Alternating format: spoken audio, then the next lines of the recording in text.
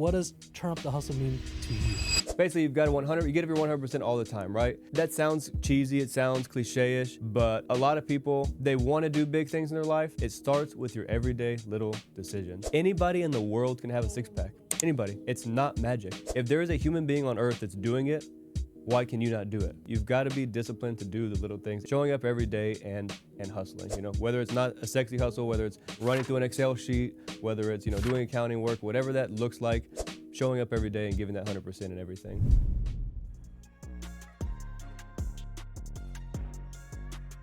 Welcome to the Turn Up the Hustle podcast, where real estate investors and entrepreneurs share their stories, strategies, and their mindset behind their hustle. I'm Michael Yadis, aka Mr. Hustle, and today's special guest not only is my best friend, business partner, but Mr. Skylar Moon. Let's get it. Let's How you go. doing? I'm doing good. Ready for this one. I've been ready for this one because this podcast, as close as we are, and we've been close for a few years now, we never actually got to sit down and share our journey that we're doing together, but this is the Skylar Show for today. Let's do it. Who is Skylar? Man, packed question. Skylar is a hustler for sure.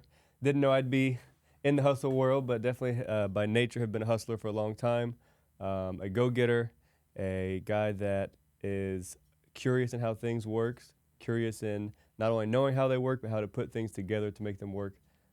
In this case, in our advantage, but in business, putting businesses together, putting teams together, putting different operations together. And so that's what I've done pretty much my whole career from 11 years old and on. 11 years old from now. When I first met you, I knew you had the business mindset. We'll talk about your story here in a minute, but I knew you had the business mindset, so I'm glad when we first met years ago, it has evolved to where we're at today, and it's really been eye-opening. Yeah, it's been a journey for sure, and we're going to go through our ups and downs here in a minute. Yeah. But you said 11. Why'd you say 11?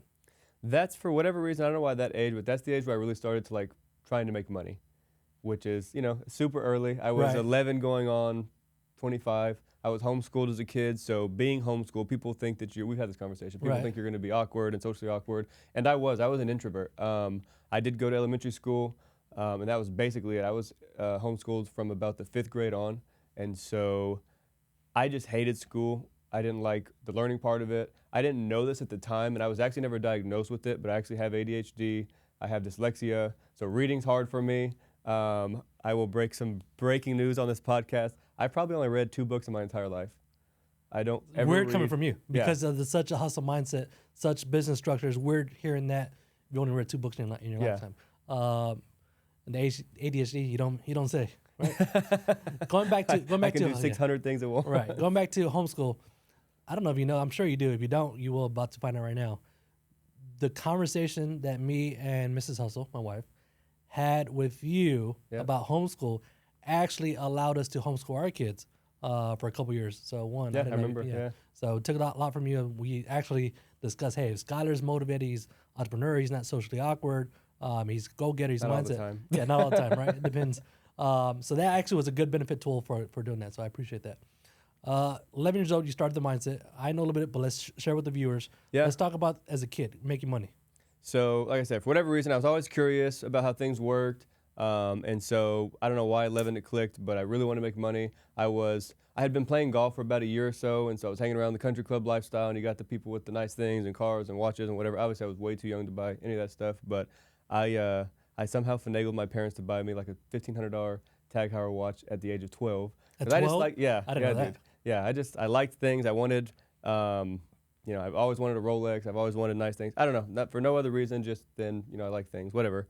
And so I figured out I had to make money at that time to buy toys and save for other cool robots, little toys and whatever. So those stuff was out.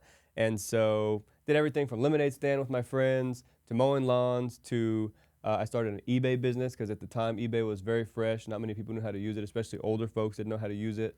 And so I would actually take used items from people, whether it's their clothes, used golf clubs, old tools from people who were doing construction, whatever it was. I would sell this stuff on eBay. I sold a diamond ring for some lady. Her ex and her broke up, and she wanted to get rid of the ring, didn't know how. And so most people didn't want to go to pawn shops back then. There wasn't a marketplace on Facebook. Right, there wasn't. Facebook didn't even exist, right? And so for whatever reason, I was good with computers and figuring it out. And so I would sell stuff for people. I would take it to the UPS as a full service. You'd come drop it off with my mom at the house or whatever. I'd take the pictures. I'd do the listing. I'd deal with the negotiations, the bidding wars, and then I'd take it to UPS, ship it off, do the whole thing, start to finish, and only charge you like 10%. And so in the first year, I sold like $80,000 worth of items, made like $8,000 as a kid. When you say kid, how old is a kid? Like 11, The eBay. 11, 12. 11? Yes, dude. Oh, I didn't know that. I thought it was like 16. No, Okay. no. I mean, I moved out when I was 15, so I mean, I did all this stuff very, very early on. And like I said, so doing lawn mowing and all this stuff. So I don't know the exact number, but I probably made 15 to 20 grand between 11 and 12 years old, on top of playing golf and doing all the other stuff I was doing, homeschooling, doing my schoolwork. So I was always just very driven, always above and beyond, go-getter. I mean, I know you made money as a kid. I didn't know it was like 50 G's at the age of 11 and 12. I started stock trading at 11 years old. How? Why? I mean, tell me about your parents. So my dad was he's owned his own business since he was 15, but he was more of a solopreneur, right? Right. He was in the wallpaper and painting business, but he was the one doing it. He would always have him plus one helper. So we'd have one guy that kind of shadowed him and helped him do the prep and stuff like that. But he was doing the work. He would do the estimating. So his schedule was, I don't know the exact time, but call it like 7 a.m. to 10 a.m. was doing free estimates, because back then it was just white books, there was no, or yellow books or whatever it's called, yellow pages, and there was no internet, and so it was old school, right? And so my mom ran the home office. She would go collect the checks, deposit the checks, balance the books, set the scheduling, make sure the schedule was full for appointments. And so I got to see that being homeschooled. I got to see, that side of the business. I'd go run with her to pick up checks, go to the bank. We'd go to the bank all the time, Randolph Brooks, and go deposit there and do all this. So I got some access to that. I wasn't really asking questions and but I just saw it all the time. I was around it. And then sometimes they'd send me to work with my dad, and so I got to see that side of it, how he'd interact with people. His number one thing was that, there's a million painters, there's a million wallpaper people. Why was he so successful? Because he started when he was about 16 years old, and he's 62, and he's barely about to sell that business. So it's been the same business his whole life. And so his thing that he would always instill into us was that it's very simple to be successful. We show up on time. We don't come in late. We do what we say we're going to do. If we mess up, we pay for it, we eat it, we don't charge the customer. And so just having that above and beyond customer service, that's really how he built his business. And so the top designers in San Antonio, I mean, I've been to David Robinson's house when he did David Robinson's house, Tim Duncan, Coach Popovich. He did, all the Spurs. When the AT&T was headquartered here, he did the AT&T CEO. There's a bunch of congressmen that live here. He did their houses. So, he was not only just doing your regular wallpaper and painting, he was doing the upper echelon of San Antonio, and because he provided that service, and all the top designers knew that they could count on him to do a good job, be on time. He's not going to be, making mistakes, and if he did, it would be covered by him. So comes down to what I say in the office all the time: if everyone just do what they're supposed to do, that's it. Everything go a whole lot smoothly. Now, I live recently in a pretty affluent community. Yeah. I haven't even told you this yet. And this affluent community, there's a Facebook community page. And your dad's name is dropped in there a couple times. I didn't even get a for chance being to too high. Yeah, no, for the work that they want. They want his work there. Yeah. So they're asking for recommendations, and your dad's name's been dropped. Funny fact: I party with your dad at the clubs, and I went to church with your mom. So two different aspects of individuals. But let's get past the 15 part, right? So you're 15. You said you moved out at the age of 15. Moved out at the age of 15. Yeah. 1, why? And 2, how was it? So long story, I'll condense it down, but just problems with the folks. I was very mature, wanted to do my own thing. Obviously, I had been making money since I was, about for 4 years now. I will say it was the week before I turned 16, so it sounds cool to say 15, but I was about 15. It's still about 15. 16, yeah. And so I'd been making money for several years, and just felt like I wanted to do my own thing. Had some personal issues with them, and sneaking cars out at night and doing crazy stuff. And so, Not the rebel. So, yeah, right. And so, anyways, I said, I'm going to move out. It was literally like 2, 3 in the morning, wrote a letter, left it on the counter, left my dog that I had since I was a child behind, left my folks behind, brothers, sisters, everybody. Had a bag on one side and my golf clubs on the other side. I literally walked for a few miles. And I won't get into the full story, but yeah, I was sleeping on bus stops for a while, bouncing around from house to house. Obviously, I was homeschooled, so I wasn't in school. Had to fight that part to get back into public school. It was the first time I ever went to public school. So finished my junior and senior year at Wagner High School, Judson School District. We talked about this a couple times. We never really got into full details of this conversation. Now, of course, this podcast is not scripted, so everything's off the dome. But you slept at bus stops? Austin Highway. I remember the street. I remember Austin the stop. Highway. Yeah. How many days? Where else have you slept in this era? Not friends' couches. I'm talking about, no roof over your head. It was just a couple nights on the bus stops. Yeah, it's bus stops mainly because there's a little shelter right there. Yeah, dude. Yeah, so that's, essentially, and I'll give you the reason. Age is I'll give you the reason. Yeah, I was homeless. The reason why was by choice, but the reason why was because I had first stayed with my grandmother, and my parents. Obviously, it's their 15-year-old, 16-year-old kid. Like they do not want this kid running around the streets. Right? Even though I wasn't doing anything bad, I just wanted to be on my own. they were trying to actually get my grandmother thrown in jail for harboring a minor, right? Because they wanted me back home. And so I told her, yeah, I'm not going to put you in that situation. I don't want any of that That's stuff. why, okay. And so I had to end up going to other places. And so I'd find people, that I could stay with, but some nights they couldn't do it. They've got their own lives. But I mean, I stayed at some raunchy apartment buildings. I stayed at some. Yeah, some see, that bust part I ups, didn't know. I didn't know about the grandma part. And that's why Yeah.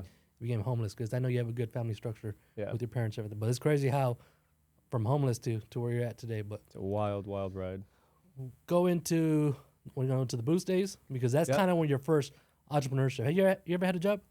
I never A had real job. So I had clock a in Monday through Friday. technical on paper job. So whenever I moved out, I finally, after about 6 months of bouncing around, not even 6 months, a few months of bouncing around, my grandmother and my parents finally talked and said, hey, this kid's going to be in the streets. It's probably going to be bad. Why don't we just come to an agreement? Let him stay with me. Oh, that's good. And so I ended up moving back into my grandmother's house. She got me enrolled in Wagner High School. Like I said, never been to public school, and I did not want to be in school, and I needed to make money. And so I enrolled in the co-op program, which means school started at like 8 o'clock. By 10 o'clock, I was out, because you do co-op, and so now you have to go to your job. So I had the golf course that I was playing at actually said that I was an employee there, and I did do some stuff for them here and there. But because I was their employee, I was able to get out. So that was the only kind of job I've ever had, if you will. But even at that, so the schedule was during school, August through June or whatever it was, like 3 a.m., 3:30 a.m.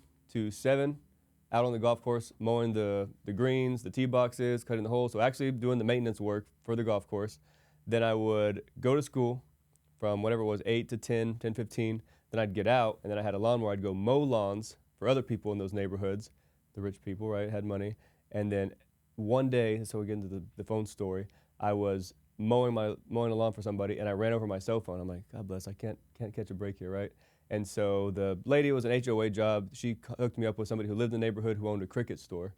And so I ended up somehow hanging out with him, and then I ended up selling phones for him. Go back to my eBay days. I would buy refurbished, it was the LG Chocolate, the slider phones. I don't know if you remember those old days, Verizon. So I'd buy those refurbished for $90 and sell them to him for $115. I'd make like $25, $35, depending on which model it was. And mowing a lawn, you're outside for an hour, burning up, Right. having to put gas, move this Labor. lawnmower around, do all this stuff, and you're making $35. Or you can buy a phone on eBay, receive it, take it to this guy, and sell it there. So I was doing golf course early, going to school for a couple hours, mowing lawns. When sun goes down, I'd go back, get the shipment, and go take it to this guy's store and sell phones. So, I mean, I was hustling for. While still in high school, right? That was the last 2 years. That was really the last year of high school. First year of high school, I was kind of picking up, figuring things out. That last year of high school was that, and then that whole summer, kind of same thing. By that time, I dropped I was making cash. I mean, everything for the lawnmower was all cash. The phone stuff was all cash. So, I mean, I had stacked, before I was 19, probably 100,000 in cash, just in a safe I had. And so, it was crazy. It's good for you, man. I mean, that hustle mindset. I mean, to have 6 figures liquid in cash at the age of 19, that's impressive, right? That's impressive for anyone. And you're homeless, technically, while you were Basically, through the yeah. homeless journey. Yeah. Let's talk about because I know your story. You were really big in phones, right? Yep. How does that even happen? Like, what do you mean you're big in phones? What does that mean to people? So again, I didn't know anything about the phone business. I didn't know about any business. I thought I was going to do lawn service for the rest of my life and open up this big lawn care business. And then, like I said, I ran over that phone. I get hooked up with this guy with cricket. I realized how easy it is to make money in the phone business. This was like the prime time. Since 2009, iPhone had barely launched. Smartphones were barely a thing. People were switching from old Palm Pilots, Blackberries, flip phones over to the smartphones. So I got in at a really good time just by chance. And so I graduated June of 2009. By November 31st, actually, last day, I opened up my first store. It's on Walsham Road, beat down, 600 square foot, raunchy, right behind the H-E-B, not good visibility, not a good shopping center, nothing. And just put up shop, painted the walls, me and my buddy, ourselves, bought a little $300 glass display that you see like the old jewelry stores in the mall, and just started stocking it with used phones, buying phones online. So I had not signed with the major carrier or anything yet. That was just me doing repairs, unlocking, flashing. At the time, the software was free. You just had to learn how to get it. You had an iPhone that was on AT&T because that's all they sold back then, but you wanted it on T-Mobile. Right. We charge you $250 just to put your SIM card in there and make it work. That's the flashing. I mean, that's the flashing, unlocking, yeah. Unlocking or whatever. And so unlocking was that part. Flashing was if you had a cricket phone, you want to use it on Pocket, or you want to use it on another. They had CDMA and GSM, just the way that the networks talk. And so basically by hacking your phones, I mean, we were making, you imagine if it's $250 per phone, you get 10 people a day, that's $2,500 a day cash. On top of all the other service selling accessories. So, I mean, this was a cash cow business. I was probably bringing in at one point 30 grand a month cash, and my rent was $650. Insurance like $100. So like I had no definitely no overhead. expenses. Yeah, definitely no overhead at such a young age. Yeah. Enjoying the free world as an adult because high school's done. Yeah. How do we get bigger? Because I know you were making money now. Yep. And then you partner with So I actually went backwards for a while. So somehow or another, Boost Mobile finds me, and they're like, "Hey, do you want to sign on with us?" I didn't even know what it was. They're like, "You know the chirp thing?" I was like, "No, I don't. I have no idea what this is." You didn't know what Boost was? I had no idea. Okay. Yeah, zero idea what it was. I knew Cricket because I had Right, Cricket personally, and everybody had Pocket back at the time, but I had no idea what Boost was. And so rep comes in, explains it to me. He showed me the commission structure. He said, "Hey, just if somebody walks in and pays you a payment, we're going to pay you." At the time it was like 15%. So if somebody makes a $100 payment, you're making $15. Dude, yeah, I'll do that all day. So I started taking payments. They signed me up, started taking payments, and called me again. Hey, we're going to shut you down. I was like, "Why?" "Well, because you haven't sold any phones." I was like, "Okay, but I'm taking your pet." I started taking, it wasn't a lot. I was probably taking $10,000 a month in payments. So you're making $1,500 a month, literally doing nothing, just depositing cash into a bank account. And so I was like, "Well, fine, ship me the phones." So they had the rep come out, ship me the phones, do all that. And somehow I started doing really good with that. The problem was I would take in it's like a used car salesman. I would take in your used phone. I'd pay you $15, but then I'd go sell it the next day for $200 because you sold me, your $15 crappy pocket phone, but then I'd unlock it to Cricket. Now it's got value, whatever. I'd create the value. And so with the Boost phones, you're buying them for $80, selling them for $100. So there's not a lot of margin. You're making $20 a phone, but it's something that you can repeat. And that's what really turned me on because I was never content. Even though I was making good cash there, I always wanted to go bigger, bigger, bigger. I couldn't copy and paste the original model of flashing, unlocking, repairing, because once you teach the person to do it, and you're paying them $15 an hour or whatever you're paying them back then, and they see you're making $2,500 a day, they're just going to go do it themselves. So you can't really repeat the model, right? And so I said, I need something that's repeatable. I need to go over and over again. So I said, let me try this boosting out. So they came back again that summer. They were launching their first exclusive program to where the store had to have nothing in it but Boost. And I was like, well, I'm not doing that here. This thing's making too much cash. So I said, I'll open a second store. So I opened a second store right across the street, Babcock and 410, that shopping center right here. And it lost a lot of money because it's hard. You got to hire employees at this point. I worked it myself. So I left the other store with my friend that was working it for me. We would split money. I used to go tally at the end of the night and whatever, but I was working the store as a sales rep, but eventually I had to hire somebody else. So you're incurring a much higher rent now. At this time, that rent was like $2,500 versus $600. Insurance requirements, you had to do whatever Boost said. You had to paint them certain colors and build them out a certain way. So there was a lot more expense into it, but I said, man, I can still see the benefit because you can return the phones. They have warranty. If customers have issues, you're not dealing with them. You just send them back, give them a new one. Right. So it's something I could repeat. So I said, I don't know why, but I said, let me do another one. I was losing money at 2 stores. Let me do another one. Did a third one. Still losing money. I'm like, I'm going to figure this out. Did a 4th one. And it's all basically being generated from the losses I was taking was still being paid for by the first store. Eventually, I figured it out. I came up with the recipe on, I guess, the commission structure I had with my reps, how to balance the hours out and how to make it work. And I was probably not the best boss. There was like no lunch breaks. You'd have to bring your lunch and eat in the back and stuff like that. One person at a time. There was never double staff. But just getting real creative with it. And eventually, it started working out. The carrier really took on to me, and then I didn't even know this until you get bigger. So after you had like 5 stores, they actually increased your commission. And after you had 10 stores, they increased your commission. Okay. And then you become like the favorite. And so I went from over a 10-year, 12-year period with them up to 42 stores. I ended up opening up the Laredo market for them, Del Rio, Eagle Pass. I did stores in McAllen. So I took over kind of all South Texas. I was pretty big. There was one or two dealers in Texas that were bigger than me, but for the whole country, I was probably top out of several thousand people, probably top 15, top 10. So I got to be really big in that business. Running such a big business, 42 stores? 42 stores, All about the 180 employees. 180 employees. 2018 was our top year. I got the tax return to show it. We did about $22.5 million in top line revenue. Man. Yeah, that's big. Most people don't get to that type of big level, right? For those who are watching, to have such a big scale, what was the biggest takeaway running that business? Man, structure for one, discipline for another. So the other crazy thing is, again, there was no Instagram back then. There's no like online social market. It was all just bootstrapping, Craigslist ads, just word of mouth, old school marketing. And so that was one of the big things. There was I didn't have any loans because I didn't have any credit back then, so I wasn't able to take any loans out. And so a lot of my money was just reinvested back into the business. So luckily, most of that time frame I was single. I did actually get married in there, and that didn't work out because I was working too much. But really being dedicated to your craft and really understanding what the business plan is, what your goals are. Because I could have stopped at 10 and been fine. I could have stopped at 10, been making $200 grand a year, but I just always had that drive for more and more. And so I was disciplined enough. I was always putting money back into the business. I don't know if I've even told you this. Going back, I wanted to buy a Rolex since I was 12. I didn't buy my first Rolex till I sold that entire business. So even though I was making hundreds of thousands of dollars a year, I didn't buy my first Rolex, which was like a $12,000 watch. It wasn't anything crazy, until after I sold that business for a few $1,000,000. And so just being disciplined. You know, I had nicer cars. You know, Where does that discipline come from? I mean, is you born my with parents. it? Parents? I Okay. think my parents instilled Right. it into me. Just Okay, seeing my that's good. dad the way he was every day. Right. You know, always living well below our means. So I think it just came from them. Let's talk about The something else. Dave Ramsey, man. We even went to Dave Ramsey conferences when he did like the Freeman Coliseum. So just Yeah. having all that teaching. Yeah, I mean, everyone's upbringing is a little different, definitely different upbringing than mine. But let's talk about you're down at the border a lot, right? Yeah. You're Yeah. down at the border. We're in San Antonio, so south of us is Mexico. You speak Spanish. 100%. What made you speak Spanish? And because I don't want to put myself out there, man. I feel like when I'm next to you and we go look at some of these houses we're flipping and the contractors are speaking to me and they're talking to me in Spanish, I kind of just look over at you and you start translating. And I feel like a no sabo kid, right? Yeah. So how do you speak Spanish? I mean, So the honest truth was for a girl. That was the honest truth.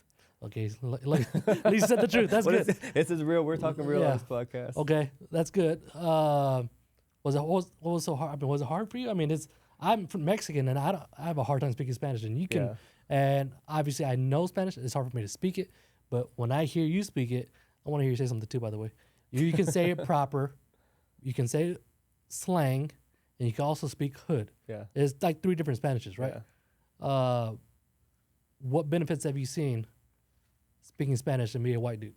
Oh man. So in my business, one, having stores all across the board is huge, right? You can understand everybody, negotiations, whether it's with landlords, whether it's your employees, you know, whatever it was. So being able to understand that helps now in construction and the nightlife business with, you know, the barbacks and the employees. So it's definitely helped living in San Antonio just in general, right? So it's definitely helped me on a multitude of levels. And then, Spanish is cool. Yeah, Spanish can help. yeah, But how does it help you being white, if anything? I think just as much as anybody Yeah? else. Nah, just I don't being think able so. to- No. You don't pick anything up like this guy's talking about you or something? Or you ever Honestly, get- people say that a lot. Not I would really. figure. No? Honestly, it's not really. Okay, that's what I would think. I would think if you. That's why it makes me think everybody thinks that the Chinese ladies are talking about them with the nail salon, all the girls. I don't think they are. That makes sense. Yeah, because I think when they're you just speak doing their Spanish, I thing. mean, that's obviously Spanish is in this city we're in. Of It's like course, 50-50 at least. Yeah. right, for sure. So it's a really cool tool to have, man. Now, how do we exit that and go to where you came from, the close piece? So went through the whole career.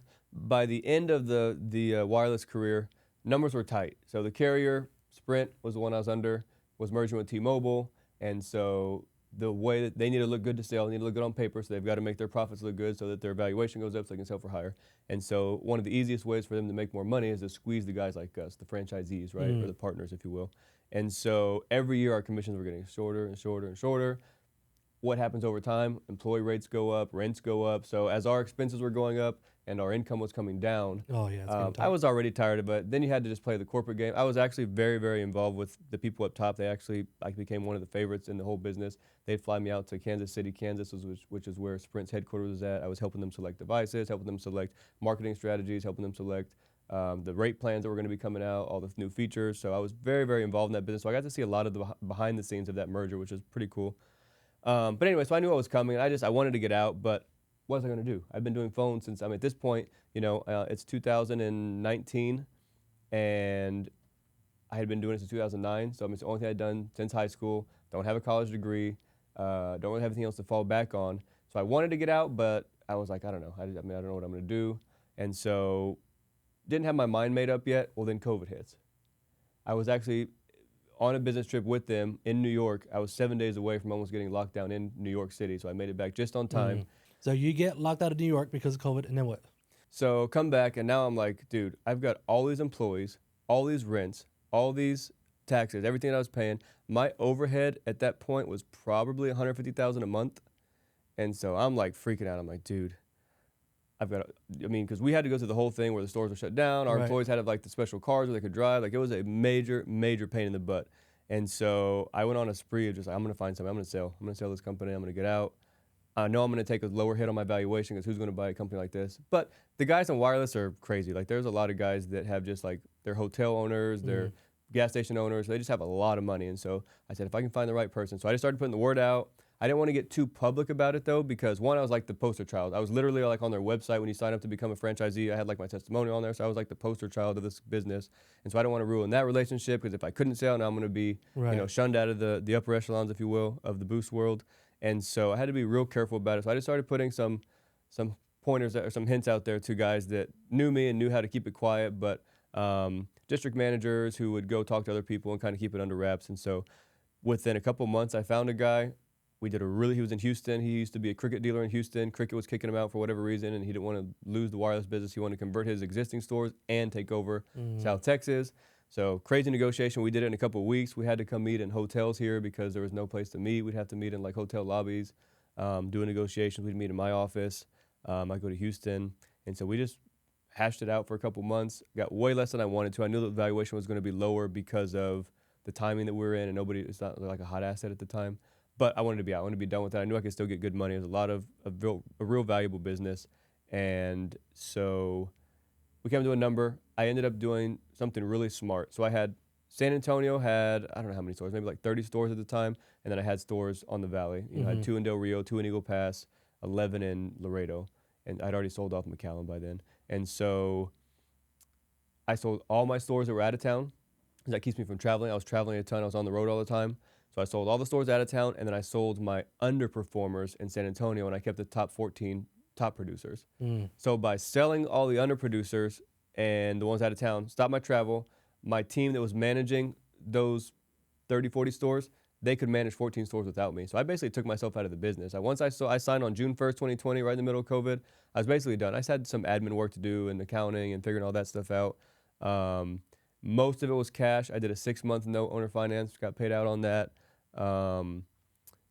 And basicly at that point I retired for a little while. I took off about 6 months. I bought a boat that month. I bought a jet ski that month, and I spent like 5-6 months on the lake. And so that was it. I was out. I did my thing. I still had 14 stores, but I didn't do anything with them. I would literally log in once a week to my portal, check numbers, make payroll, and log out, and that was it. Like, I was not doing anything. And so I had my 2 main guys, Albert, shout out to Albert, and Jose at the time, that were still running everything. And eventually, one by one, started shutting down or selling off those stores. And that was about a 2-year process. So I still had involvement until about 2022. And then that was it. So I was out of that business. How'd it feel to be out of that business and just relax for 6 months? The relaxing part felt great. It was surreal because, I missed. You're a kid, right? I missed everything. Yeah, I missed weddings. I missed funerals. I missed, stuff I wish I wouldn't had looking back on it. But I missed a ton of stuff. Never went to movies, never went out, never partied, I didn't do anything. I was somewhat socially awkward. As you know, I don't know any movie quotes at all. I don't know any song references. I was just dialed from sun up to sundown 7 days a week for a decade, right? And so it felt good. Felt good to be out of it. Felt very different because I was just, so used to. Right. But I wouldn't say, some people are like, oh yeah, I just didn't know what to do with myself. No, I enjoyed it. I really did take that time and reset and relax and enjoyed it. You hit the reset button. Now I'm assuming you have decent money from the sales. Yeah, got a lot of cash sitting there. A lot of cash, like paper cash or like cash liquid in the bank account? In the bank. Yeah. Yeah, so everything's legit by right? now. Okay. Everything's, yeah. So you sold out the businesses, took a 6-month hiatus, and then you said, all right, I gotta do something. I can't be on vacation forever. Yep. What was your next step? It was the end of October 2020, so same year.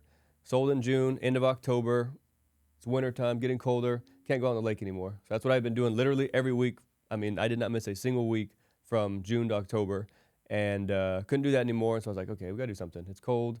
I was at Lifetime with Jared doing chest day, and I was like, dude, we gotta do a business. So we were talking as we were doing our workout, and let's do a restaurant. Let's not do a restaurant. Let's do a car lot. Let's do a car lot. Let's do a bar. How about a nightclub? Oh yeah, everybody wants to do that. I never had like the dream and ambition. Everybody's like, oh yeah, I wanted to do that since I was a kid. I never had any dream or ambition to do it. I just knew, again, from my past and always being able to see the future, knowing I needed to get out of Boost because of the merger, knowing that I needed to do a business that I could copy and paste rather than, so just always be able to see and plan for the future versus right now.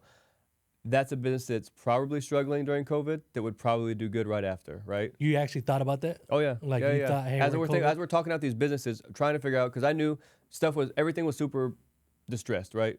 Retail, restaurants, hospitality, everything was distressed. So what's something we can buy? 'Cause I did the same thing in July of that year when I sold those stores. I had a lot of cash. I invested in the stock market in stocks that were going to perform really well, but were down at the time because I know that, Yeah. airlines are going to come back. Southwest is never going out of business. Delta's never going out of business. So that was another. I've always had like foresight. I've tried to always use foresight to I think plan. that's hard for a lot of people. Most people, when They want right like now. COVID, when COVID happened, what do I got to do now? What's next for me now? And no one ever thinks about the next few steps. So Yeah. that's obviously a good tool, benefit to have, because I mean, myself included, whenever you're going through something, most people, in my opinion, don't oversee. Yeah. So It's if a you select few. to sit down and actually think like, all right, we're in this position of COVID.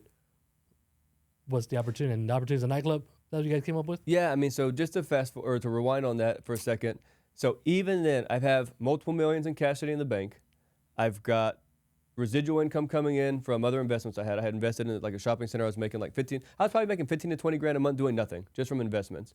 And so I still lived in a $1,400 a month apartment. I still had one car that was $500 payment. Like I didn't have, I bought my one little Rolex, that I was happy about, but I still was not balling out going crazy at this time. I still lived extremely below my means. I mean, you would have thought I was a college student, like the way I was living. I was just very, very below my means. And so that's one reason I think I can plan and look at stuff like that, because a lot of people are just trying to live day to day and live paycheck to paycheck, and they live above their means. And so that's one key to being able to plan for the future stuff, because if you put yourself in a situation where you're under your means and you have assets and you have stuff available to invest with, then at that point it gets real interesting. So anyways, so that night we decided the nightclub thing, right? Literally, we left Lifetime Fitness and drove downtown because thinking about distress, where's the most distress going to be? How many tourists are coming in? Zero. The whole downtown is empty. So you walk downtown on the Riverwalk and there's for lease, because everything's been shut down for 6 months, right? And so, or maybe even a year at that point. And so started gathering numbers. I knew a lot of the guys because I leased so many spaces. I mean, I've done leases with the biggest guys, all the malls. We were in Ingram Park Mall, South Park Mall, all the malls in the valley. And so, I knew a lot of the bigger guys. I had made relationships over the years. And typically rent with one person, you Right. go rent 2 or 3 spaces. So I had a lot of relationships with the bigger guys. Started making phone calls, getting lease information. Again, I have no idea what this business is. Just like when I got in the phone business, I just learned it by doing it. I didn't, there's no courses, there's nobody to learn from. You just open the business and learn by your mistakes. And so that's what I was going to do with the nightlife. And so obviously big risk, but at this point, I mean, my whole career has gone very well. I had so much confidence in myself that I could perform on anything I wanted to do, learning Spanish, learning another language, doing businesses. I just was very, very confident in my capabilities. And so we're looking at all these leases and stuff, and I was thinking about it. I probably do want to partner with somebody. So who do I know? From my phone days, I'll shout out to Justin Vitek from Hills and Dales. I met Justin through Craigslist. I went to his bar that he was managing. He didn't own it. He was a manager at, I want to say it was called Anchor Bar the Hangar. Sorry, the Hangar on Broadway and 410. He was a manager way back then in his young days. And he had hit me up on Craigslist, because again, there's nothing back then, to unlock or repair one of his phones. And I was 18 years old, so this is again way back when. Went into his bar. I unlocked his phone in the back manager's office at this bar. Wasn't even allowed to be in there. I was under 21. I'd never had a drink in my life. He gave me a buttery nipple shot. It was my first shot I ever had, ever. Buttery nipple? So That's one for the stories. Yeah, that's one for the stories. So shout out to Justin. Man, buttery nipple. Yeah, shout out to Justin. So anyways, I'd known him, and I had done some other work for him over the years on iPads and phones and stuff like that. So I had the relation. So I called Justin. Hey, you want to partner? This is 10 years later. You want to partner and do a bar together? Unfortunately, because of the relationship he has with his partner, they don't do anything without each other, and they're not really looking to do anything. So no. Okay, who else do I know? The one time I had gone out in my life, I was 21. When I turned 21, my other partner I had at that first store, was unlocking phones and stuff, liked to go to Club Rio. Shout out to old Club Rio. And so Anthony Balderas was the GM there. And so I had a relationship with Anthony. So I called him. The only reason Anthony knew who I was, because he had a son named Skylar too. And it was extremely rare to meet anybody, Right. especially with a boy named Skylar. And so we kind of kicked it off and whatever. We knew each other, but I mean, I was just a client. He was just the manager, whatever. We didn't do anything outside of that. Never went to dinner, never knew him. So I called him up and said, hey, I want to do a bar. I know, because he had done several spots after that. He had done Nirvana. He had done a couple other spots since then. So I knew he was big in the industry. And so called him up. Hey, do you want to partner? No, not really. I'm working on a project, so no. Well, he ends up texting me back he DMs me on Instagram a couple days later. Hey, I don't want to partner, but I've got an opportunity. He's got a place that used to be called Boulevard. They converted it into Privat, and they were looking for investors. Super naive, but I've got all this cash. And so, yeah, it was like a $50,000 investment, nothing crazy. So I go in, I buy in like 10%. And so now my plan is I'm going to learn the business and then I'll go do my own. Because I don't, it's Right, a tough business, right? For sure. And Especially if you don't drink and you really didn't yeah, know. I don't really know any of that stuff. I mean, I Right. literally could name like probably 2 bottles of alcohol. I didn't know anything about anything. Partner with them. The first day they introduced me to, there were 7 other owners or 6 other owners, total of 7 of us. Introduced me to everybody. Hey, it's Skylar, we're coming in. Here's the business plan. Let's figure out how we're gonna get this thing back open and whatever. I meet Eric Morgan. Eric Morgan is one of the other owners. He's also OG club promoter from back in the day. We hit it off real well during the meetings. We're like, hey, let's go to Starbucks and chit chat. We go to Starbucks and I'm telling him this whole story that I just told you and kind of what my plan. I want to have my own spot one day. He's like, you want to have your own spot? Yeah. There's one for sale. I'll get it for you. I'm like, get out of here. So we drive literally from UTSA Boulevard, the Starbucks, over to what used to be Lush Nightclub. David owned Lush and Burn House. Again, it's in COVID. It's distressed. It's a hard time. Hard to keep both of them. One of them's going to go. So sets up the meeting that same day. I mean, there's no buffer time. This is all within like the same day. Morning meeting with the existing owners, go to Starbucks, and then go drive over to meet David. By the end of that meeting, we had a deal. Like, I'm moving quick because I've got the money, I've got the know-how, I think. And so I'm going to make it happen. Lush was, for anybody who doesn't know in San Antonio, it was an iconic spot. It was every spot that it's ever been before that's been iconic and hit, never failed. So I just knew, I'd only been there once. Somebody had invited me to some EDM concert there one time. So I had been literally one time. Didn't really know much about it other than I knew it was a hot spot, because there's not that many hot spots here in town. So I've got to have this iconic spot. The best part about it is I didn't pay David anything. Sounds crazy. I just paid his debts. He owed like $90,000 to the landlord, money to the state for taxes, because everything's shut down. You've got all these bills, and with no cash coming in, again, it's like my boost business. If you have all these expenses and no money coming in, you get in debt real quick. So I paid all his debts off, signed the contract, and we signed on a Wednesday, December 2nd, 2020, and he said, granted, I just started thinking about this October 30th. So, I mean, you're talking about a 30-day period. This stuff moved like extremely fast. So signed the deal. He's like, hey, here's the keys. What do you want me to tell the staff? What do you mean? Aren't you opening Friday? No. He didn't even know my business plan. He didn't have any idea what was going on. I'm going to shut it down, remodel it, rename it, rebrand it, do everything. And so I was like, no. He's like, what do you want me to do with the employees? I was like, I mean, those were your employees. I don't need them. Oh, wow. So it was a crazy thing. So he ended up just moving them back to Burn House. I don't know what they ended up working out after that. But yeah, that first day, let's see, I think it was on, I might have archived it. It was on my Instagram. I had the keys, had the picture behind me, Lush. And that picture. You're standing in the parking lot. Yeah. And so from that day, me and Jared went to Home Depot, bought a bunch of tools, and we just started. We bought sledgehammers, all kind of stuff, and we just demoed the crap out of that space. Knocked out walls, knocked out bars, took up the old floor. And again, I've got like millions of dollars in the account. I could hire somebody to do this, but this is just me. Like when I get something in my mind, as Frank well knows, shout out to Frank out there. When I get something in my mind, I just run. Like I'm just going. There's no stopping. There's no time for this. Let's just run. And the other reason was because I had to negotiate with the landlord 3 months rent. I was like, hey, I'm taking this over. I'm giving you $90,000 to catch him up. I'm doing you a favor. I need you to do me a favor. I need 3 months free rent. I need to remodel this place. So he saw the vision. He saw somebody new, fresh, exciting. So he did. He gave me 3 months. So I've got 3 months to figure out what my business plan is, who I'm going to hire, how this place is going to look. And so I did everything on my own. There was no design company. There's no architects. There's no nothing. We just figured it out. And so that's how I got into the business.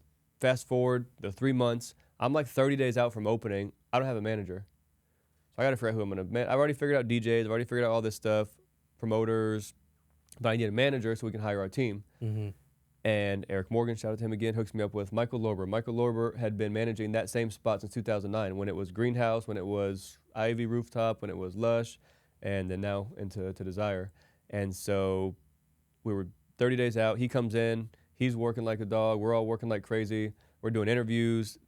Super, super random. Like Jared sending out DMs to people. There's going to be college clubs. He's sending out DMs because he went to UTSA. Sending out DMs to fraternities. Sending out DMs to girls that were in UTSA for bottle service.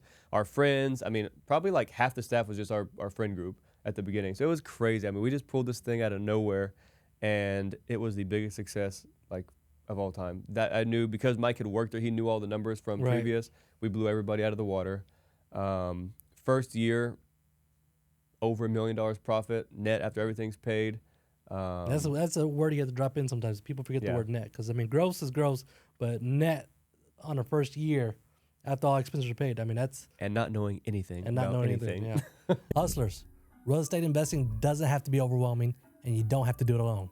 If you've been watching from the sidelines, scrolling past deals on Zillow, or binging YouTube videos, but still not taking action, this is for you. That's why we built Hustle Academy, a community designed for new and experienced real estate investors who want to learn, network, and grow. Inside Hustle Academy, you'll get weekly live calls, Q&A sessions, and step-by-step classes on fix and flip, wholesaling, creative finance, and my favorite, subject to deals. Everything you need to know to build real skills and start closing real deals. You'll join a powerful group of like-minded hustlers who are sharing wins, breaking down deals, and all pushing toward the same goal, financial freedom through real estate. If you're ready to level up, no matter what stage you're starting at, join Hustle Academy today.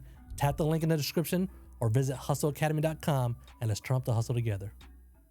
Being in the club space, I was a big club guy, and that's kind of how we met, and we can start the journey there. But being in the club space, coming from homeschool to where you're at in the corporate world, quite the change. It's quite the change. Yeah.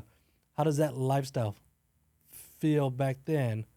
Because now I think you're in a whole different mindset. I'm back to my old mindset. You're back to your old mindset, yeah. Because I would assume, it's fast paced. Obviously I've been to the club multiple times. I would assume there's, we're just talking about there's girls, there's probably drugs, there's probably fights. You see everything. Yeah, there's fights and there's drama and there's alcohol and there's, I'm assuming, throw up and all kinds of crazy stuff. So that shift from corporate to that, how was that? So the first 6 months, it was a job for me. I showed up every day in my suit and was like Mr. Manager. Basically, I had my manager there, but I was just another layer of management, just making sure. I was always walking around, checking in with the bodyguards, checking in with bartenders, making sure everybody had everything. So I was very, very hands-on for the first 5 to 6 months, and it did really well. I was very pleased with the performance. I was very pleased with the team. We put an incredible thing together. I don't think we could duplicate that. We opened up 2 weeks after Governor Abbott signed the order to open up the state again. So, timing was perfect, which I don't know. It's been happening a lot in my career. Timing was always really good, getting out of the boost business, going back to that. All those stores I sold, I think there's one in existence. They've all shut down. And so just my timing's always been really good. And so I don't think we could replicate what we did there. We did something extremely, extremely cool. But yeah, so first 6 months, I was still very goody two shoes, Where the name? Proper. Yeah, where did the name Desire come from? So. And you spelled it weird. Yeah, DZIR. Again, me and Jared were bounced. Me and Jared are the only ones who, other than our friend group, they helped out with a little bit of stuff. We really came up with the color patterns, the logo. My brother made the logo based off of just designs that I had sent him, and I'll show you what happened with that. So, but we're just bouncing names. We wanted to be a Vegas-style club, right? Because I don't know anything about anything. One thing I've done very successful in my career is see who's doing stuff really, really good, just copy and paste it. Same thing with the boost business. I don't know how to sell phones, but I can figure out who's doing it well, copy and paste it, right? And so, same thing. I know nothing about clubs. Let's figure out who's doing it the best. Vegas, I think we even took like one trip, got some information, saw how they do things, saw what the vibe was. What did you feel when you walk into it? So that's what I want to do. How can you get customers to feel something when they walk into it other than just walk into a space to have a drink, right? And so we were just bouncing names. I still have the screenshot of the text message, and we were bouncing random names back and forth, back and forth, back and forth. And I literally texted him Desire the right way, and then he responded, yeah, sounds good, like a Vegas club. And then I responded again, DZIR, and we both said, yeah, that's the one. So I don't even know where it came from. It's just, I've got a pretty good marketing brain too. And so, yeah, it came to there. And then the logo, I'll give them credit. At the time in 2020, Euphoria was a very big show on HBO, and so that's where the font came from. I sent it to my brother. I said, hey, make me a couple designs, and he made me like 10 different variations of the logo using that font. And then we had the color pattern down, and it was, I think it was a great logo. I think it was a great design. Right. Desire was obviously, it was real iconic. Now, granted, it was meant more for college kids, it was a college club. Younger adults.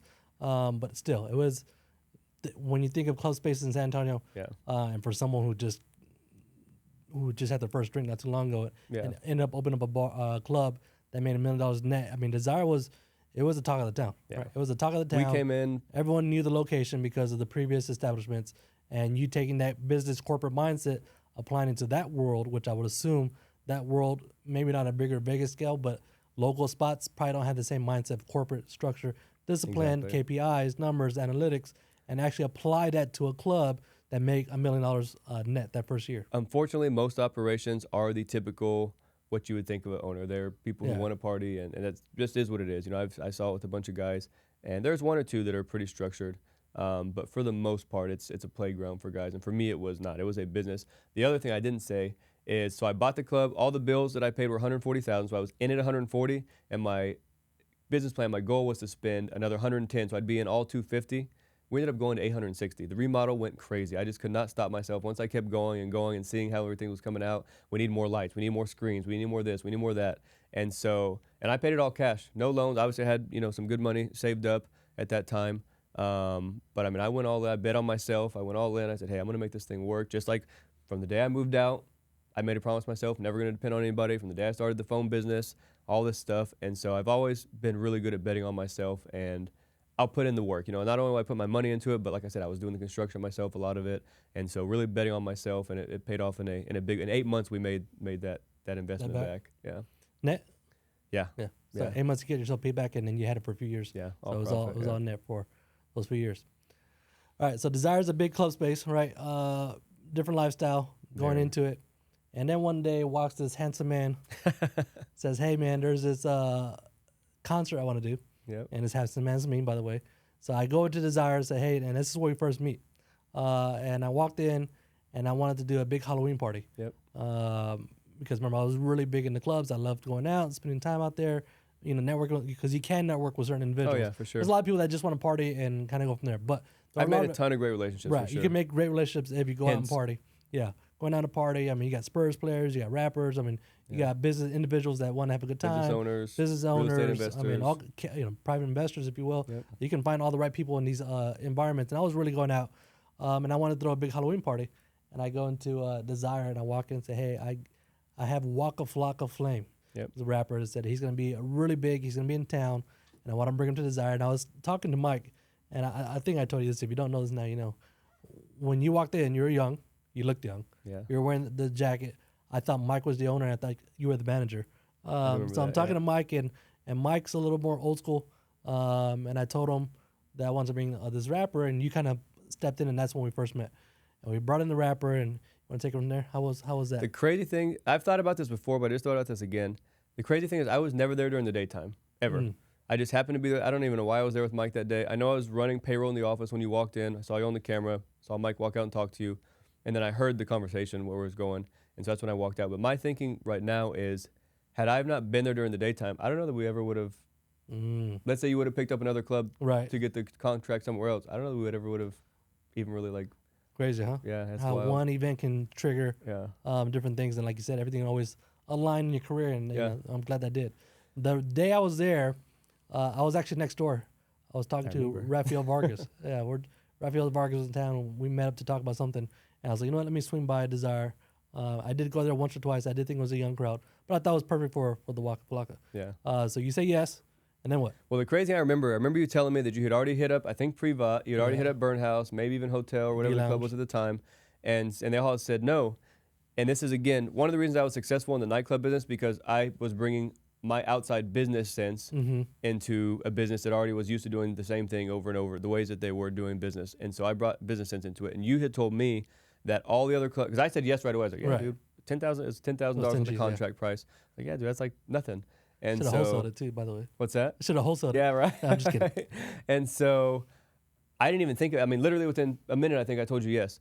And so you had told me the other people had said no because it was on a Saturday and that's their best day, and they want to. And it was Halloween. Yeah, and it's Halloween. They don't want to cut into their profits. And I'm thinking, what better way to promote Halloween, your busiest day of the year, than with an artist? You can upsell. So rather than charging $10 cover, you can charge $50 cover. So I'm already thinking from a business standpoint immediately when you're telling me this, and everybody else had already told you no, right? And so so we did that deal, and we made it the biggest night. For the whole career of Desire, that was the biggest night we ever had, dollar-wise, biggest sales night. It was the funnest night, I think. He was the best artist out of. We then eventually, you turned me on to bringing on artists, right? I then started calling out other people, and you brought other artists, and that became part of the business plan, doing shows and concerts.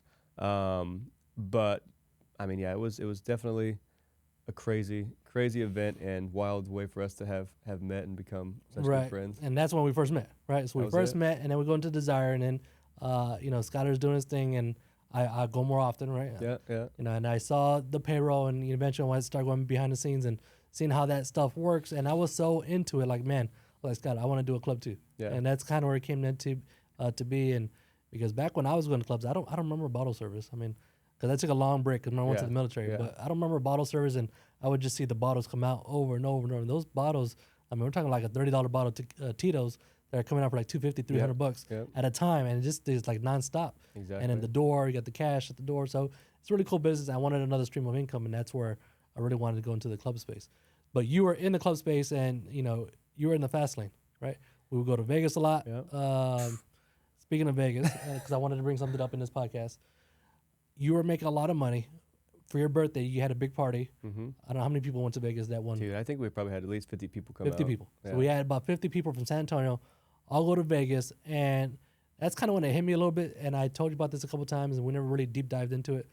But the money you were spending, Insane. it was crazy. We go to Vegas for your birthday party. And when the party was over and the bill came out, a lot of people left, right? A lot of people left. I stuck around because I was telling Crystal, my wife, I was like, hey, I don't know how this works. Like, I mean, how does this work? And there's so many of us. Yeah. And a lot of people left when they went to the after party or whatever the case is. And that bill came out. How much was that? The big bill? How much? $86K. It was $86,000 bill for one night. And I saved the video to my phone. It was a cool moment. It was your birthday. Yeah. But it was a cool moment. It was a good time. Today, how do you feel about that bill? Do you regrets? A lot of people say, oh, I got no regrets. Yeah. Is there any regrets? I don't regret the experience we had. I mean, you were there through all of it. I mean, Right. we had some incredible times. And that's just one instance. Yeah, this happened for 2 years straight. That's just one instance, that $86,000 bill. Yeah, it's happened for a long time. And then on top of that, I had the $20,000 outfit, staying at the nicest suite, So I mean, it was over $100K weekend, right? So I don't regret the experiences I made. I'll give you some backstory I don't think I've ever told you before. So again, growing up as an introvert and homeschooled, never had a ton of friends. Going through my business for 10, 12 years, I knew a lot of people and I had business acquaintances, but again, never any really close friends. So I felt like I made some really good friends, right? I had people I was hanging out with all the time. Like I said, living the fast life, doing our thing. Owning the club, initially we were open Wednesday, Thursday, Friday, Saturday. Eventually it turned into like a 3-day thing, Thursday, Friday, Saturday. So I mean, you've got the whole week to yourself. I had tons of downtime. My other businesses by that time were sold. And so I just had a lot of time just to have fun. So I made really good friends and was just having a lot of fun at that point because I had never done that in my life. So I was actually kind of like living my college years in my early 30s, right? With money. With money. The right way, right? The fun way. And so like a trust fund kid, if you would, just being able to go do whatever. Money was not an object. At that point, I will be honest with you, I don't think I ever told you this. I lost track of what money was because I had so much money in the bank and then I had so much money come in, just to be frank, and not to this is not a braggadocious thing, just to be what it is. I was clearing over $100,000 a month. And so, I mean, you really can't spend that much money, right? In 2 months, 200 grand, 3 months, 300 grand. And so it's really hard. So at that point, you really kind of lose grasp of what money is. The value. The value of it, yeah, because I mean, nothing costs you anything. Oh, that thing is $500. It's like, okay, cool. Like, this hotel is like $3,000. It's literally probably 2 hours worth of my club. Not even, it's like the first hour of the club being open. So I just saw things in a very, very, very distorted way because money just didn't really have that much value anymore just because there was so much of it all the time. And again, that's not like a braggadocious way. I was very humbled after that, a few years after that. But yeah, crazy experience, was able to, do crazy things like that. So I won't say that I regretted the experiences because it was experience of a lifetime. I don't think I will never get probably. I won't do that for sure again, but I don't even know that I'll get the opportunity to do something like that because that is a crap ton of money. That was a lot of money coming in. So I don't regret the experience. I regret the way that I did it, though. You could have still gone to Vegas and had fun and spent $5,000 or $10,000 versus $80,000. I will not get into the exact number of how much I spent over a 1 year period, but I could have done the same exact thing and probably still had the same amount of fun on 5 to 10% of what I sold. And one thing I've never even told you, but I've told multiple people, I wish at that time, rather than having so much fun with those friends, because we were still friends, but we didn't hang out as much back then. And we did hang out, but wasn't like everyday thing. With some of these friends, it was literally 7 days a week. And so I wish I had spent more time investing a lot of that money into subject twos, into not necessarily flipping, because that would have been like a job, but subject twos, buy and hold, investments in general, whatever, other investments. And I wasn't investing a lot of money, but I made a ton of bad investments, e-com stores, online website stuff, just different things. I'd lost a ton of money. I invested $750,000 with a real estate investor who ended up, who it is, ended up going bust, and that whole thing went down. And so, I made a lot because, again, just so much abundance of money, you just kind of lose the importance of it. And so I've made a ton of bad investments. We'll share the one that we did together after this. But yeah, so I mean, I don't necessarily regret the experiences. I really do, I think it was something I had to get out of my system. Now this is not even close to, I'm just in such a different headspace, such a different world. I would never do that again. I don't even, I've been January will be 2 years sober. I don't even drink anymore. And so it's different, but I don't necessarily regret the experiences. I feel like I had really good friends. We had some really good times, but it definitely was done the wrong way. It just kind of not a very smart way. I mean, when the fast life is best life, you live, Yeah. you learn. Yeah. So we're in the club space. I see Vegas. I see this money. I was like, man, I really want to do a club. We go eat at a restaurant, and it was in Houston. Basu. And Basu, yeah, and it was like a club restaurant experience. And then you had this bright idea, and you said, "What? Let's do it. He Let's said, copy it." We did try to buy a club, and I think it's failed a couple of times. Not on our end, just on the other side, seller wise, landlord wise, building wise, whatever the case was. So I was really motivated to do. And I always told you, because I had other people besides you that wanted to partner up and do clubs. Everybody wanted, because everybody who I'd give any kind of insight into the business, they want a part of that. Because why wouldn't you, right? It's just an incredible business we had built. But I knew how lucky I was for that opportunity to have bought it for $140K, right? To being open during the COVID time, to having an iconic spot that you can't replicate, having the manager that you're not going to find again because it was the same guy that had been there for 10 years or whatever. And so I kind of knew that I was onto something that just, it was already hard to pull off the first time. To replicate that would have been stupid hard, right? And we'd gone through the V-Lounge acquisition. We kind of saw that again, that it would have been good, but there was a lot of challenges.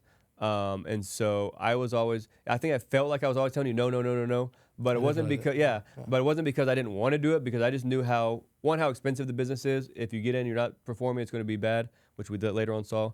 But it was just going to be something really hard to replicate. It felt, and that other people told me that, like, why are you gatekeeping? And it wasn't that I was gatekeeping. It was just that it was such a hard thing to pull off. And I knew how lucky I got. Yeah, you learned a lot from that one. So I'm glad you went through the motions. Because if it was just me, I would have just pulled the trigger and would have taken a big loss. I mean, from parking to demographics to, we wanted to do a church one time and turn to a club, but that parking lot was, it was a lot of different things. I was really motivated to do something. And then you said, hey, let's do a steakhouse. I'm like, hey, I like steak. It's a little more respectable, I like to party. So when you said, let's do a steakhouse, I was like, let's give it a shot. How'd that turn out? And because that was our first partnership, right? Our first partnership, besides the little club stuff. Yeah, we did flips here. I think we did one or two flips by then. We had done some other stuff. I was trying to get you into the real estate world, but a true partnership was the restaurant. Yeah. And we did that together. Paper. Yeah. We did that together. What was your how long was that restaurant even open? My mind's a blur sometimes. So we bought it. I'll tell you the dates. We bought it June of 2023. We opened we were still open. So we bought an existing restaurant. People didn't know. We bought an existing restaurant. We kept it open while we were doing the business planning and remodeling and stuff like that. We shut down, I want to say, for 30 days to do the hard remodel. And then we launched Valentine's Day of 2024. So we opened February 14th. We shut down December 10th, same year. So we were all 8 months. Yeah, dude. I didn't realize. I thought it was longer than that. Well, because we had started planning 6 months before. The restaurant before, yeah. Then we bought it and we remodeled for like 6 months. And then we were open for 8 months. So it was really all in all, it was like almost a 2-year experience. But the actual open close date was like an 8-month period. It was a big learning experience for me. One, I never really branched besides Army and real estate. Yeah. So for me to branch out into something different like this, to have you by my side, I'm sure it was a really good tool for me because you had the employees, you had the corporate, you had the mindset. I never had employees before. Everyone I do in real estate, everyone's independent contractors. So I've never had employees before, talk about hiring and firing and going through the motions of payroll and taxes. Yeah. So it was a real cool experience for me to go on that ride along. I thought it was cool. It was a great concept. We did a really good job. Yeah, I don't think it was the right location, but we want to start small, and that was the best way. And no regrets besides losing the money. Yeah. But it was cool. We met some more people, right? We met some more people, and I take that as the value of one, by losing the money, we gain experience or we gain value, or the friendship or whatever else we're doing else on our end. But yeah, we don't have to go down that road and bring up memory tears. I mean, I remember, I think the biggest thing for me was that, one, I didn't know how hard everybody was telling me, restaurants are hard. I was like, dude, I've done the wireless industry is the hardest business. I won't get into the details why. It is the hardest business to run. I was stupid successful in it. Nightclubs are known to be pretty hard to business. I was stupid successful. So I thought people were telling me it was going to be hard. My mom's husband owns one of the biggest restaurants, 55 years in the business here in San Antonio. He was telling me it was hard. I just thought everybody was, just talking, over-exaggerating it. And so we found out it was extremely, it's probably equally as hard as the phone business, if not maybe slightly harder. It is, especially, we had no experience. We don't know about cooking. We don't know about chefs. And so if you don't know about that stuff. Shoot or shoot. Yeah, shoot or shoot. So restaurants hard. On top of that, steakhouses are hard. That's the hardest niche in restaurant spaces. Because even though we had trained professional chefs that were doing it for decades, When they send out a steak that's medium and the customer says like, no, this is medium well or medium rare, the customer's always right, and those steaks margins were high. Yeah, you burn your whole Right. your whole meal with that one thing. So it was a cool experience though. So I'm glad we did it because I learned a lot. And it kind of toned me down because some of those nights were late nights, right? Some of those we Yes. closed. What time did we close?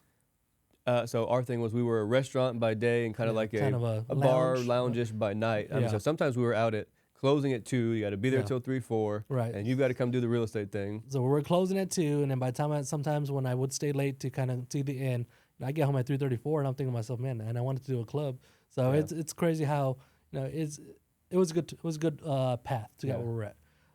But yeah, it was cool. Now we passed ACE, and I said, man, you really got to get into real estate. I really want you to do real estate. I think you do really good. You start doing your first flip. From that moment, do you think you're gonna do everything you were doing now in real estate with all the houses you've been doing, all the flips you're doing, No the idea. houses that you now own, the sub twos, and So I don't even think I don't think we ever. We obviously had one thing I did learn about you being at that restaurant was how kind of like-minded we were in a lot of. Even though we came from different backgrounds and stuff, we were very.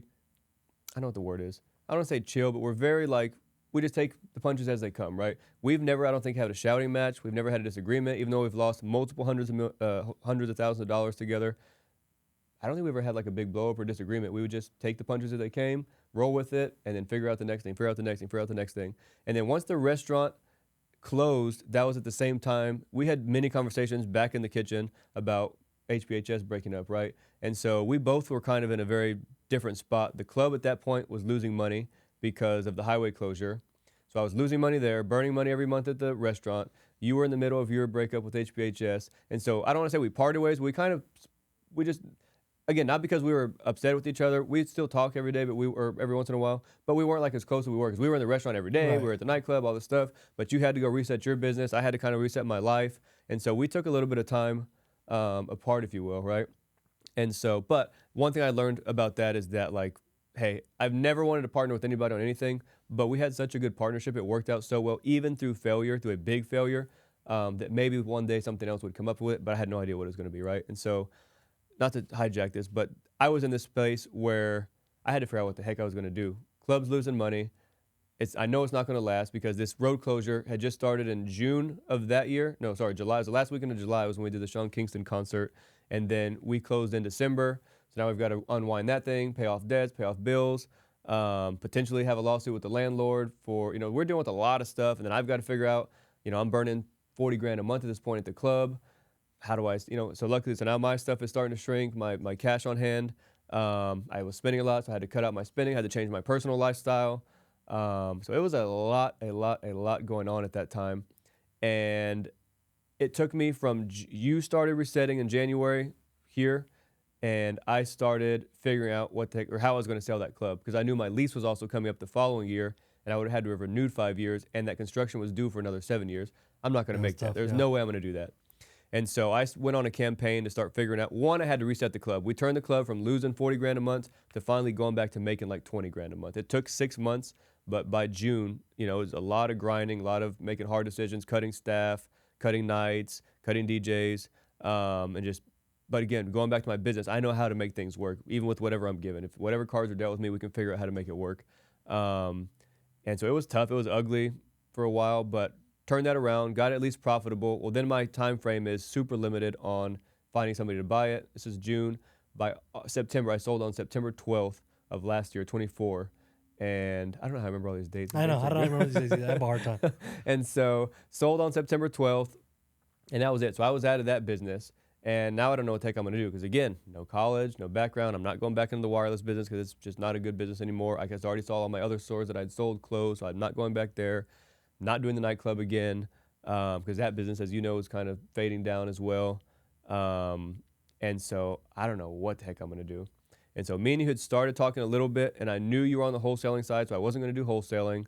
And unfortunately, the first flip we did together, we lost money, and the only flip that I had bought from you lost money because of, in 2002, interest rates go through the roof. That's when it And happened. so I was like, I could flip houses, but man, I don't have a good track record. I don't really trust myself in that. And so I had posted a post on Instagram just thanking everybody for coming to the club, that I was retiring, blah, blah, blah, all this stuff. And so at that point, Ryan Pineda reaches out to me, says, hey, come to Vegas. I'm throwing this event, whatever, and come see what I'm doing out there. I think I told you about it. So I went out there. So you're telling me to come work over here. He's telling me to get in real estate. So I'm like, okay, this real estate thing keeps popping up. Everybody's doing real estate, making money. Mike's doing really well for himself. Ryan's doing really well for himself. And so I come back from that. I shared what I was doing with that. And I was like, yeah, I'm going to flip houses. I don't know why. I was, I'm going to try it again. And so that was late September. By October 10th-ish, I bought the first deal from you, Tarleton, and still had some good cash on hand. And I had just sold that. And so did the whole deal cash, didn't deal with any hard money. Was figuring out who's going to be my contractor, worked with some different contractors. And Don here in the office was like, hey, we're going to go film all this stuff so we can document it. What's our story going to be? And just, again, my marketing mind is like, I don't know, let's say we're going to flip 50 houses in 2025. And so then I put it on my timeline. I made all my videos about that. And so now everybody knows within a couple weeks, he's not the nightclub guy anymore. Right. He's in real estate. He's doing flipping. We made some videos to kind of explain the whole thing, the process, the change. And so here we are a year later. And we've been doing big things. Like you said, already bought in several subject twos, rental properties, we flipped probably 30, 40 houses together this year. $100K assignment fee on a wholesale deal from a guy that went to the club, right? So, I mean. From the guy that went to the club, that's actually really cool. That allows you to understand that, hey, that whole club space, we sold a deal and we made 6 figures on a wholesale deal and some other wholesales. And to see the life, but even too with the other house he had in Dominions, right? So that Dominion is a real affluent neighborhood, and to sell that house and the money put in, that was kind of like the test of it, I will kind of say, in a little bit, when you bought it, put money into it, and you sold it and kind of say, hey, you can look at the markets, you can see the trends, and for you being in Dominions, you see and be in that neighborhood, and I think people in Dominions now that have private money, and so it's everything you've done, even down to the cars. I want to bring that up too. When we bought the Lambos, right? It was a cool experience. Yeah, dude. It was a cool experience to fly to the cities we went to go look at. You wanted one, I wanted one. I knew I would always get one. I didn't think I would get one as fast because when you were in, it's like, hey, I'm getting one. We really became really good friends really fast. Yeah. Really fast. I don't know exactly what it was. We just vibed well. But yeah, we both wanted Lambos, and we both had the money to do it. And so I hit you up one day. I was like, hey, you want to come to St. Louis with me? It's actually Benton, Missouri or something. We had to land in St. Louis. We drove like an hour south. We stayed overnight. Went to all the tourist spots. It was a cool experience. We ran into, what's that guy's name? Coolio. Coolio, yeah. I mean, it was a cool experience. We've been through some crazy stuff. Yeah, and to kind of see from Lambos, Dominions to nightclub to, all right, a little more level-headed. Yeah. When it comes, not level-headed might not be the word, but a little more chill when it comes normal. to normal the real estate, because that's a nightlife compared to this business. It's totally different. Totally different. Totally wild. And to see you progress so fast, so quick in real estate, because I've worked, I've been doing real estate for more than a decade, and I've seen people come and go. I've tried it, closed a couple of deals, wasn't for me. I had one time, Frank and I had somebody who came into the office and made a bunch of phone calls, and true story, guy said he had PTSD from cold calling. What the heck? So I've seen it all from people who've done big developments and they went to a different space. But for you to see you come in here and just take it by the horns and say, hey, we're going to do this, and I really want to do the flips, and you've taken this flipping aspect or the flipping department and really maintained it to a corporate structure. Because I'm not really a corporate guy. That's why I have Frank. Frank really, he can put the systems, the processes. I just want to move forward like you do. I always want to move quick. Something bad happens. All right, cool. Let's just keep it moving. What's the next wholesale deal? How much more houses am I going to buy this year? Yeah. But to see you take the flipping department and say, hey, I've been flipping for years. And I kind of just, not that I'm winging it. It just, that's not my main bread and butter. Yeah. I just get good deals. It's a side hustle. It's a side hustle, right? It's real estate. So when we do this, I always think flips, wholesale, sub-twos.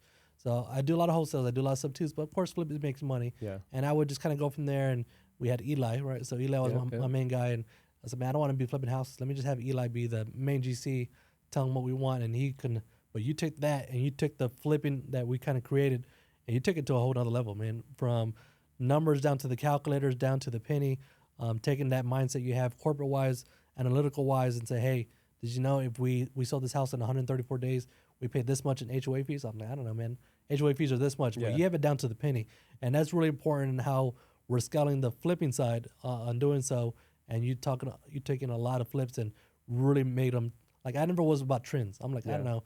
But in and out, fast, paint the walls white, and let's put some regular floors. And I never really cared and focused on trends like you do. Right. You look at the markets, like, all right, if this house sold in 21 days and this house sold in 80 days, well, this one had these type of floors, so this is what we're going to do. Perfect example is Running Pond. Yep. Like, we put that dark wood colors. If it was me, I would have just... We normally did white. Yeah. Yeah, like... When we normally just do the white oak floors, kind of like this backdrop here. But when you said we're putting dark wood, I was like, go ahead and take the lead. and you did it because that neighborhood was more of a senior neighborhood, maybe. I don't know why. Yeah, but it's kind that of more of a neighborhood, rustic neighborhood. right? Yeah. More rustic neighborhood, and it sold in like 4 days. 4 days. Yeah, in this market, and we're talking about last month. And this market is a tough market right now, and that house sold in 4 days to be in this market. So I'm really impressed on what you did on the flipping. I don't even side. know if you know, that was our record. It'll probably be our record for a long time. Mm-hmm. From the day we signed the contract to buy it at title to the day we sold it to title was 63 days. 63 days. Yeah. Rehab, That's listing, photos, on market, Right, closing, stage. through title, everything. Yeah. Yeah, that's really good deal for a flip insane, in yeah. this market. So it shows what you're doing now and how it's going to move forward. And me being in this space for a long time, and I've had students and I had mentees, and I kind of gave that up because I wanted to focus on the business. Right. And you talked about the split. Our last episode was with Charles, my ex-partner, and it took a lot for me to hit the reset button because I let everything go. Yeah. Students, affiliates, Houses, all CRMs, kind of stuff. house, Yeah. businesses. I just hit the reset button.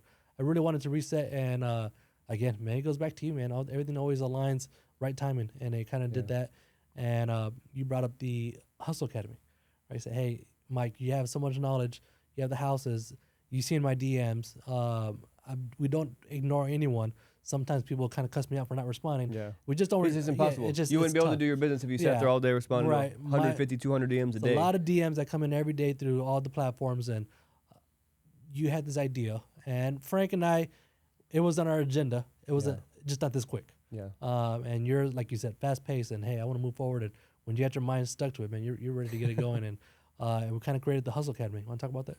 Yeah. So first of all, I had to figure out the flipping thing. We did all that. I've had some good mentors along the way, hired and paid for some mentors, right? Brought my business experience system out, because at the first couple houses, I didn't know what I was doing. I didn't know if the contract, how to tell if the contract was good or not. I didn't know how to budget. I didn't know how holding costs work, none of that stuff. But like my other businesses, how did I learn? I just did it. I didn't go to school to learn the phones. I didn't go to school to learn the wireless business. You jump in it, you do it, you learn from your mistakes. Like you said, you lose money, cool, what's the next thing?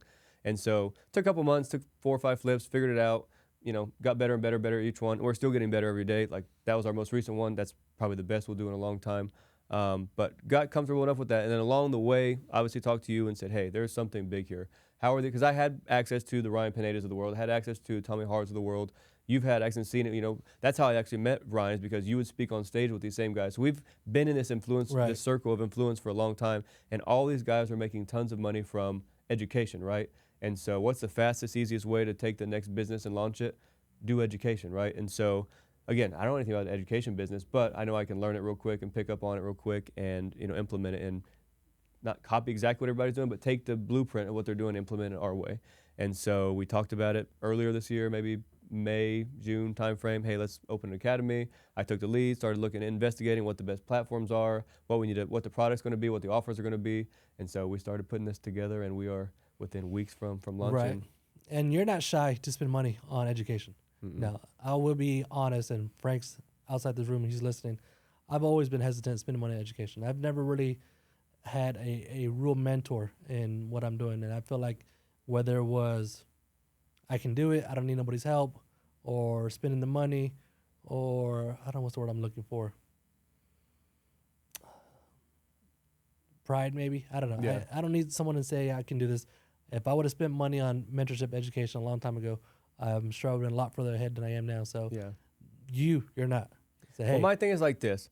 I've always had the feeling like you. I can do it. I literally had a time in my life that I thought if I wanted to be president of the United States, I probably could. I just don't. I'm just not even anywhere. But I knew I was so. If I wanted to fly to the moon one day, I probably could. Like I literally thought that I could do anything I wanted to do, and not a cocky thing. Just confident because I had good track record and I knew my capabilities. I knew how disciplined I was, how hard I worked, and so. But think of it like this. If I wanted to build a rocket, I'm sure I could figure it out, and by the time I died, I could do it. But if I could pay Elon Musk to show me how to do it, how much faster, how many years would I cut off of that, right? Yeah. And so, not because I'm not smart and I can't do it, but I want to speed things up. I'm very aware of I'm very aware of time and how much limited time we have and how much, you know me, I'm a time management guy. My calendar is booked from sun up to sundown. I try to fit in everything that I want to do in a day, with meticulous time. I eat, in the office a lot of times. I'm not wasting time on a lot of stuff. I don't watch movies. I don't listen to music, like all that stuff. I really just, maximize every hour of the day. And so trying to do that, even though, yes, I could do something on my own, if I can pay somebody a lump sum or a little bit of money, whatever the number is, to get me there that much faster, how many more deals can I do? If I cut off a year, how many more deals can I do in a year? And what's the value of that, right? And so just reverse engineering that's where I come from as far as the education goes. The downside is you can hire bad coaches, right? You can hire gurus who don't know anything, or you can pay and they don't perform and fulfill. So you've got to be able to discern and know who's real, who's not, who's going to provide value. And so you need to go through that interview process, if you will. But once you find somebody who's actually doing stuff, you can verify their business, and y'all work together well, and you think they're going to give you good value. I mean, I can see, for me, it's not priceless. That's a cheesy thing to say, but it's worth a lot of money. That makes sense. And that's kind of where the Hustle Academy came from. So you've seen what we've done here, 1,000+ wholesales, hundreds and hundreds of sub-twos, hundreds and hundreds of flips. And for you guys who are interested, you can check out the hustleacademy.com, where Skylar's pretty much spearheading the flipping side of the knowledge that I have, the GCs that I have, and then the process that Skylar implemented, and it's working, man. It's working. People are seeing it. People are reaching out to me. You're getting to your name's getting around this real estate. Your name's getting around this real estate industry, especially at a local level. Saying, hey, who's this guy Skylar? You know, it's kind of partnering with Mike, and he's not afraid to take on some flips and some challenges. And that's what we need here, right? In the city, someone needs to say, hey, a lot of people kind of get scared because of the market, and that's when it's time to attack. Yeah. Whether you're going to hold it or you're going to flip it or do what you got to do. And it goes back to what we talked about earlier in those COVID days. Everyone's scared and slowing down, and you're saying, hey, we got to do this now, whether we hold it or we flip it. It's funny you mention that. So going back to the COVID days, one thing that COVID did is it got everybody used to being inside. I think we're going into a period where people want to be outside more, right? We've seen vacations boom a little bit over the last couple of years. We've seen in-person events starting to pick back up again. But you remember, there was 2 or 3 years where vacations weren't a thing, in-person events weren't a thing. None of that stuff was. So I think we're getting back to a period where people want the interaction, they want the human touch, they want that stuff. And so this community that we're building is really going to be, because we've seen it in our market, there's really no good events, there's no good communities, there's no good in-person communities. And so, the things that we're putting together is going to be game changer. Not like revolutionary, but we're going to reintroduce stuff that was going on from 2012 to 2020, and then all that kind of just stopped. And now I think it's time to do a reboot, and we're going to be the ones that pioneer and launch it. You guys definitely got to check it out, thehustleacademy.com. I mean, that's a good foundation to do those 3 things. That's my hustle. My hustle has always been wholesale, flips, sub-twos. At this point in your journey, when someone comes up to you and say, hey, what's your hustle? What's your response now? Because we talked about homeless, booze, credit cards, mowing lawns, golf courses. Right now it's just real estate investing. Full-time real estate investing. I'm not focusing on. I've actually sold I had a laundromat that I sold off. I know. We're in the process. We didn't even talk about the laundromat. Yeah, we're in the process of selling off a car wash. We didn't talk about the car wash. Yeah, we've been so many stuff going on together, from the laundromats and the car wash and how that's going. We just got a lot going on. You specifically, But the focus is it's real estate. really lining up to real estate and education. Those are the only 2 things. But we don't have education if we're not doing real estate. So we actually are doing this stuff every day, day in and day out. And so that's my focus. If anybody asks me, what are you doing? I'm a real estate investor full time. I've not got any distractions. Y'all see it. I'm here, all the time. That's my focus. My focus is making sure that this thing is 100% on track, that we're doing a good number of deals. Because again, if we can be the Elon Musk of real estate, there's value for people to pay us to teach them to do that, right? Or whatever the industry is. If you're the industry leader, there is value for people to come and pay you to do that. Yeah, and then what better way to document our journey, right? Our journey, you go look at my social media, you look at Skylar's social media, the proof is there, right? We're doing the flips, we're doing the sub-twos, we're doing the wholesales, the office is next door. I mean, the guys are doing what they're doing, we're making our calls, and it's such a good tool, man. I'm glad that our friendship from Waka Flocka Flame days to coming down, and now we're talking about wholesale, and we've done 6-figure wholesale deals and flips, and we just did that one Cordillera Ranch where we just bought the house for 1.2 cash, and we sold that thing quick. I mean, it's really cash a cool because we had to. Cash because we had to. Literal cash. This isn't hard money cash. This is literal cash. So it's really cool to see the journey, man. And one, I'm proud of you, man. I'm proud of you from what you become in this space and how you've just managed to be where you're at now, man. And it's crazy to see the journey, man. And because how old are you again? 34. 34, and I'm 39. I never had a little brother, man, so that's how close we got, man, and it means a lot to me for everything you do. But this is the Turn Up the Hustle podcast, right? And Turn Up the Hustle to me is a slogan, it's a way of life, it's what I live in Spanish, and then we'll do English. Oh, gosh. Because I want you guys to see this guy's impressive Spanish skills. In Spanish, what does Turn Up the Hustle mean to you? You want the whole thing in Spanish? In Spanish, and then we'll do English for our English listeners. I just want to see, you got to see this guy's Spanish skills, man. On the spot, dude. On the spot. So we could be a little slangish because we're down here in San Antonio. So in general, in Spanish, Turn Up the Hustle. I don't even know how to say Turn Up the Hustle in Spanish. That's a thing. Enchiladas, maybe? I don't know. Yeah. I don't think there's a right word for it because it doesn't break down. But what does it mean to you? trump the hustle? Like when someone says, what is it, hustle, and your drive and your momentum, like Oh, you're gonna put me on the spot. I'm not gonna be able to do this. you can do it. Ask me something else. Now we cut Something it out. easier. Significa que tienes que echarle ganas al 100% siempre. Que, I don't know, I'll say the rest in English. Basically, you've got 100, you give your 100% all the time, right? And that sounds cheesy, it sounds cliche-ish, but a lot of people, they want to do big things in their life. And I was actually just listening to a podcast this morning about this. And again, I never had training on this, but it's something, it starts with your everyday little decisions. Anybody in the world can have a six-pack. Anybody. It's not magic. It's eating right, and it's going to the gym every day. And if you need some help, hire a trainer, right? But anybody can really do anything. That's why I felt like I could be president, because I feel like you literally can do, if there is a human being on earth that's doing it, why can you not do it, right? And so I think that's my main thing. Turn up the hustle. People want the instant result. They want the, oh, I'm going to turn up the hustle real fast. I'm going to make $1 million. It is the slow, kind of boring, monotonous stuff every day that you have to do. Wake up early. You know, whatever it means for you, whatever your business is, whatever your job is, whatever your goal is, whether it's fitness, you know, you've got to be disciplined to do the little things every day. And that's kind of the recurring story I think you've seen from me is living below means, showing up every day, not giving up when it's hard, sacrificing social life, sacrificing, you know, unfortunately, a lot of things that I probably shouldn't have. So finding the balance, but showing up every day and hustling, you know, whether it's not a sexy hustle, whether it's running through an Excel sheet, whether it's, you know, doing accounting work, whatever that looks like, showing up every day and giving that 100% in everything. Well, man, it was an honor and privilege to talk to you, man, and to break this down. Again, it wasn't scripted, just going through the motions and learn more about you every single day. So everyone else, no matter if you flip bricks, burgers, or houses, whatever you do, always trump the hustle.